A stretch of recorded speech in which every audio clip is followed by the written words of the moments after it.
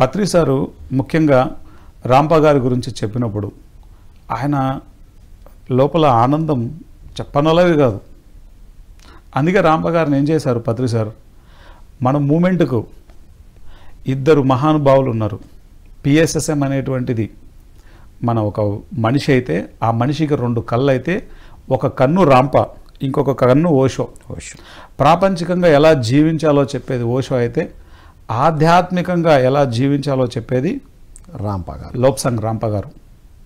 So ఈ విధంగా లోప్సాంగ్ రాంప గారి గురించి ఆయన ఎన్నిసార్లు ఎన్ని స్టేజెస్ మీద ఎంత అద్భుతంగా చెప్పేవారో చెప్పనలో కాదు, మనందరం విని ఉన్న వాళ్ళమే.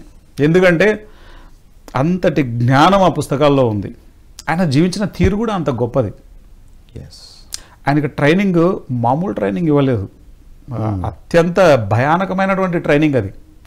ఎందుకు అంత భయానకమైనటువంటి ట్రైనింగ్ ఇవ్వాల్సి వచ్చిందంటే ఆయన భవిష్యత్తులో ఆయన చేయాల్సినటువంటి పని అలాంటిది. రైట్.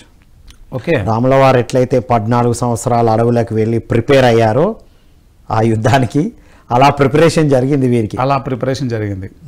అయితే అక్కడ అలాంటి ప్రిపరేషన్కి ఒక అద్భుతమైనటువంటి శక్తి ఆయనకు తోడెవరంటే ఆయన గురువు లామా మింగార్ దొండు. ఈరోజు మన పిఎస్ఎస్ఎంలో ఇన్ని కోట్ల మందికి మనందరికీ ఒక అద్భుతమైనటువంటి సపోర్ట్ పత్రిజీ అలాను. అక్కడ ఆయన గురువు లామా మింగార్ దొండు పైన కల.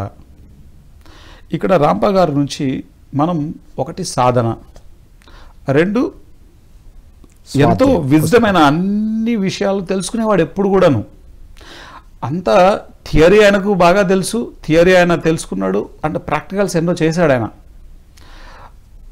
అలా ఇన్ని పుస్తకాలు రాశాడు ఆయన, 20 బుక్స్ రాశాడు ఆయన. అనుభవ జ్ఞానంతోనే ఇవన్నీ రాశారు, అందుకే మనం అంత ఈజీగా కనెక్ట్ కాగలుగుతున్నాం. ఇప్పుడు మామూలుగా క్రియేట్ చేసి రాస్తే ఫిక్షన్కి మనం కనెక్ట్ కాము, ఫిక్షన్ బుక్స్కి అనుభవ జ్ఞానానికే కనెక్ట్ అవుతాం ఖచ్చితంగా. అందుకే పత్రిజీ మనకు అనుభవమే జ్ఞానం అని కూడా నొక్కి ఒక్క నుంచి చెప్పారు. కరెక్ట్.